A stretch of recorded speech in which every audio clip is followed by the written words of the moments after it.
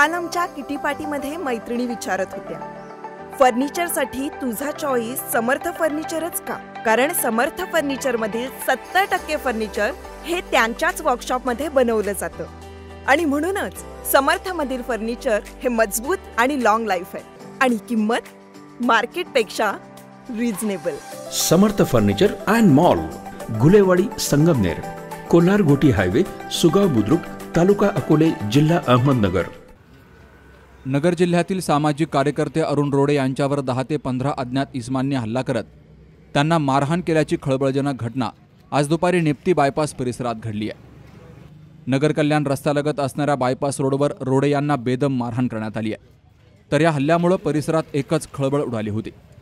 मिळालेल्या माहितीनुसार अरुण रोडे हे गेली काही वर्षांपासून सामाजिक न्यायासाठी संघर्ष करत असून त्यांनी अनेक अवैध धंद्यांविरोधात आवाज उठवलाय, तर अनेक नागरिकांना त्यांचा हक्क मिळवून देण्यासाठी प्रयत्न केलेत। त्यामुळे अनेकांचे हितसंबंध बाधित झालेत। याच कारणातून त्यांच्यावर हा सुनियोजित हल्ला झाल्याचा संशय व्यक्त केला जातोय। मी अरुण रोडे, अन्याय निवारण निर्माण सेवा समिती जिल्हाध्यक्ष म्हणून गेली 10 वर्षापासून या जिल्ह्याच्या अंतर्गत किंवा पूर्ण राज्यभर काम करतोय। परंतु काय झालं की गेली 3 दिवसापासून मी अनेक तक्रारीचा पाठपुरावा करत असून त्याबाबत आज मी पोलीस अधीक्षक कार्यालय व नगर तहसील या ठिकाणी माझे कुठे सुद्धा आढळतील तुम्हाला, त्या ठिकाणी मी पत्रव्यवहार करून नगर कल्याण हवेली उड्डाण पूल ते निप्ती फाटा या दरम्यान माझ्या अज्ञात जवळजवळ अगोदर एक मुलांनी मला विचारलं ते बाबा तू का गाडी चालवत नाही व्यवस्थित, तू कट मारतो।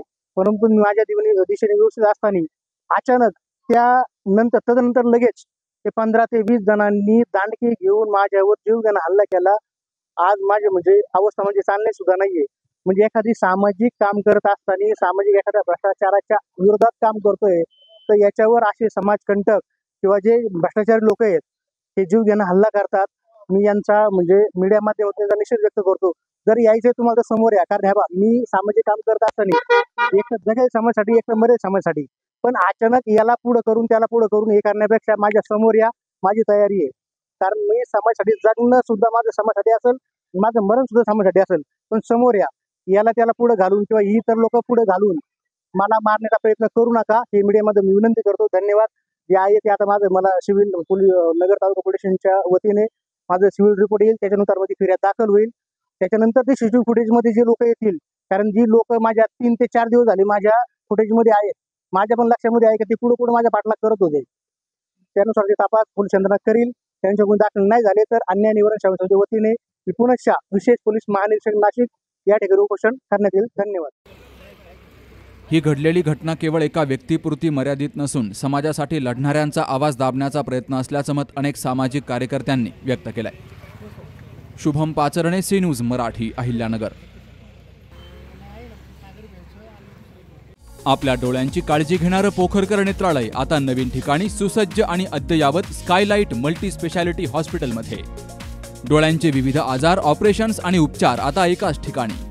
मोतीबिंदू, काचबिंदू आणि medical retina specialist doctor Santosh Kishor Pokharkar करणार आपल्या डोळ्यांच्या सर्व समस्यांचं परिपूर्ण समाधान।